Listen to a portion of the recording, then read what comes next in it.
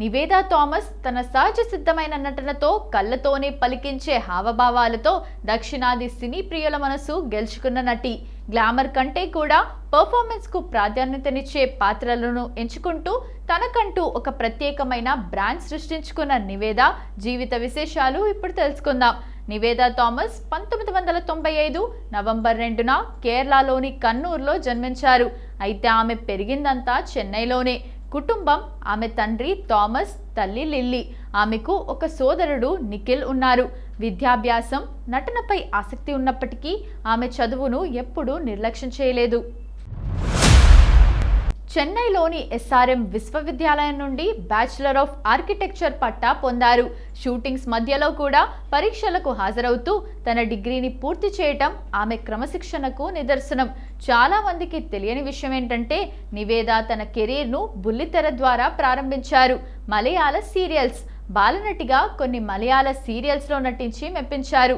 తొలి సినిమా 2008లో వచ్చిన మలయాళ చిత్రం వెరుతే ఒరు భార్యలో జయరాం కూతురిగా నటించి కేరళ రాష్ట్ర ప్రభుత్వ ఉత్తమ బాలనటి అవార్డును అందుకున్నారు.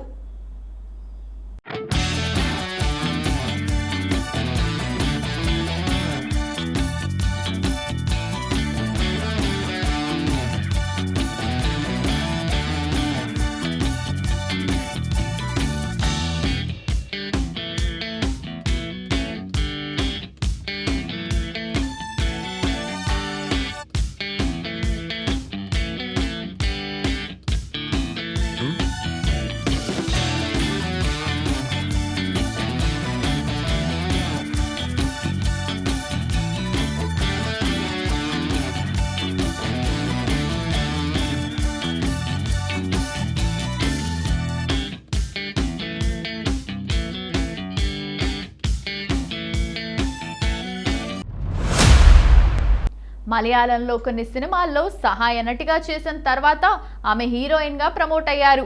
తమిళ ఎంట్రీ పోరాలి సినిమాతో తమిళంలో గుర్తింపు పొందారు. విజయ్ చెల్లెలిగా, విజయ్ హీరోగా నటించిన జిల్లా సినిమాలో ఆయన సోదరిగా నటించి భారీ పాపులారిటీని సొంతం చేసుకున్నారు. నివేదా థామస్ కెరీర్ను మలుపు తిప్పిన సినిమా జెంటిల్మెన్. నాని సరసన నటించిన ఈ చిత్రంలో ఆమె నటనకు తెలుగు ప్రేక్షకులు ఫిదా అయ్యారు. ఆమె వాయిస్, ఎక్స్ప్రెషన్స్ కొత్తగా ఉండటంతో టాలీవుడ్ ఆమెకు రెడ్ కార్పెట్ వేసింది. ఈ సినిమాకు గాను ఆమెకు ఉత్తమ నటిగా పలు అవార్డులు లభించాయి. జెంటిల్మెన్ తర్వాత ఆమె వెనక్కి తిరిగి చూసుకోలేదు. నిన్ను కోరి ఎమోషనల్ డ్రామాలో ఆమె నటన కన్నీళ్లు పెట్టించింది. నానితో ఆమె కెమిస్ట్రీ అద్భుతంగా పండింది. జై లవకుశ ఎన్టీఆర్ సరసన నటించి మాస్ ఆడియన్స్ కు కూడా దగ్గరయ్యారు. 118 కళ్యాణ్ రామ్ సరసన ఒక థ్రిల్లర్ సినిమాలో కీలక పాత్ర పోషించారు. బ్రోచేవారెవరురా ఈ క్రైమ్ కామెడీలో ఆమె పాత్ర చాలా సహజంగా చలాకీగా ఉంటుంది. వకీల్ సాబ్ పవన్ కళ్యాణ్ సినిమాలో ముగ్గురు అమ్మాయిల్లో ఒకరిగా ఎంతో బాధ్యతాయుతమైన పాత్రలో తన నటనతో సినిమాకు వెన్నెముకగా నిలిచారు. 35 చిన్న కథ కాదు. ఇటీవల విడుదలైన ఈ సినిమాలో ఒక మధ్యతరగతి తల్లిగా ఆమె చేసిన నటన విమర్శకుల ప్రశంసలు అందుకుంది. నటనతో పాటు నివేదాకు ఫోటోగ్రఫీ అంటే ప్రాణం. ఆమె తన కెమెరాతో ప్రకృతిని, మనుషులను బంధించడంలో ఆనందాన్ని వెతుక్కుంటారు. సోషల్ మీడియాలో ఆమె తీసిన ఫోటోలకు ప్రత్యేకమైన ఫ్యాన్ బేస్ ఉంది. నివేదా చాలా మెచ్యూర్డ్ వ్యక్తిత్వం కలవారు. షూటింగ్ లేనప్పుడు చదువుకోవడం, ట్రావెలింగ్ చేయటం ఆమెకు ఇష్టం. వివాదాలకు దూరంగా ఉంటూ తన పని మీద మాత్రమే దృష్టి పెడతారు. గ్లామర్ ప్రపంచంలో ఉంటూ చదువును పూర్తి చేయడం అంత సులభం కాదు. కానీ నివేదా థామస్ దీనిని ఒక సవాల్గా తీసుకున్నారు. ఆర్కిటెక్చర్ పట్టా. సినిమా షూటింగ్ల కోసం ఆమె తన చదువును ఎప్పుడూ వదిలిపెట్టలేదు. నిన్ను కోరి, జై లవకుశ వంటి పెద్ద సినిమాల సమయంలోనే ఆమె తన ఆర్కిటెక్చర్ థీసిస్ పూర్తి చేశారు. క్రమశిక్షణ, పరీక్షల సమయంలో సినిమాలకు విరామం ఇచ్చి కేవలం చదువుపైనే దృష్టి పెట్టేవారు. నేటి తరం నటీమణులకు ఆమె ఒక గొప్ప ఉదాహరణ. చాలా మంది పరభాషా నటీమణులు డబ్బింగ్ ఆర్టిస్టుపై ఆధారపడతారు. కానీ నివేదా అలా కాదు.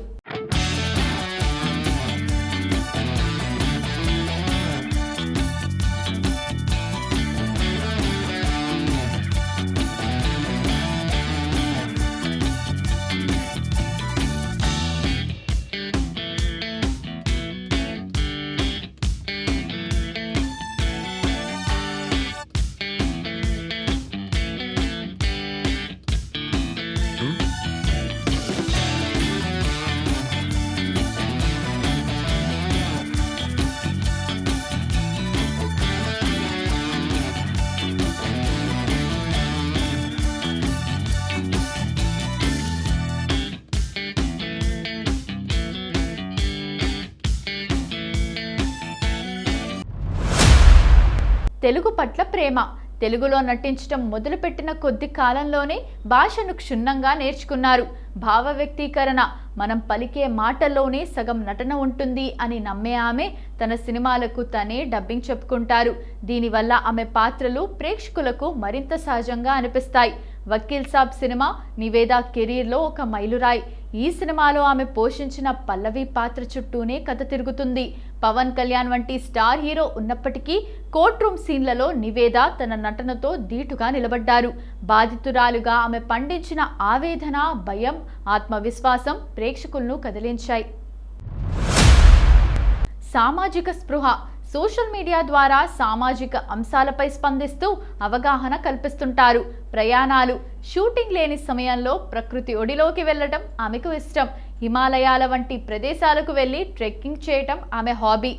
సింప్లిసిటీ. అవార్డ్ ఫంక్షన్లలో కూడా చాలా హుందాగా, సాంప్రదాయబద్ధంగా కనిపిస్తూ అందరినీ ఆకట్టుకుంటారు. నివేద ఒక ఇంటర్వ్యూలో చెప్పినట్లుగా ఆమెకు స్టార్ అనిపించుకోవడం కంటే మంచి నటి అనిపించుకోవటమే ఇష్టం. నేను స్క్రీన్ మీద కనిపించే ప్రతి నిమిషం ప్రేక్షకులకు ఏదో ఒక అనుభూతిని ఇవ్వాలి. కేవలం గ్లామర్ కోసం నన్ను ఎవరు గుర్తుపెట్టుకోకూడదు అని ఆమె నమ్ముతారు. నేటి తరం హీరోయిన్లు కేవలం గ్లామర్ పాత్రలకే పరిమితం అవుతున్న తరుణంలో నివేద ఒక భిన్నమైన బాటను ఎంచుకున్నారు. ఆమె సినిమాల్లో ఎక్కడా అతిగా అనిపించే గ్లామర్ ఉండదు. పాత్రకు అవసరమైతే తప్ప నేను మేకప్ కూడా వేసుకోను అని ఆమె ఒక ఇంటర్వ్యూలో చెప్పారు. బ్రోచేవారెవరురా సినిమాలో మిత్రా పాత్రలో ఆమె వేసుకున్న కుర్తాలు, సాధారణ లుక్ ఎంతోమంది అమ్మాయిలకు స్టైల్ స్టేట్మెంట్గా మారాయి. చాలా తక్కువ మంది నటీమణులకు ఇద్దరు లెజెండరీ నటుల సినిమాల్లో నటించే అవకాశం వస్తుంది. పాపనాశం. దృశ్యం తమిళ రీమేక్లో కమల్ హాసన్ కూతురిగా నటించి తన నటనతో విమర్శకులను మెప్పించారు. ఆ సమయంలో కమల్ హాసన్ ఆమె నటనను చూసి అద్భుతమైన ప్రతిభ ఉన్న నటి అని ప్రశంసించారు. దర్బార్. రజనీకాంత్ కూతురుగా వల్లి పాత్రలో నటించి సూపర్ స్టార్తో ఉన్న బాండింగ్ను స్క్రీన్ మీద చాలా సహజంగా పండించారు. ఇటీవల వచ్చిన 35 చిన్న కథ కాదు సినిమా నివేద కెరీర్లో ఒక సాహసోపేతమైన నిర్ణయం. తన వయసు కంటే ఎక్కువ వయసున్న ఇద్దరు పిల్లల తల్లి పాత్రను పోషించడానికి ఆమె ఏమాత్రం వెనకాడలేదు. ఒక బ్రాహ్మణ గృహిణిగా ఆమె పలికించిన యాస, ఆచార వ్యవహారాలు, పిల్లల చదువు కోసం పడే తపన ప్రేక్షకులను కంటతడి పెట్టించాయి. ఈ సినిమాతో ఆమె క్యారెక్టర్ ఆర్టిస్ట్గా కూడా ఏ పాత్రనైనా చేయగలనని నిరూపించారు.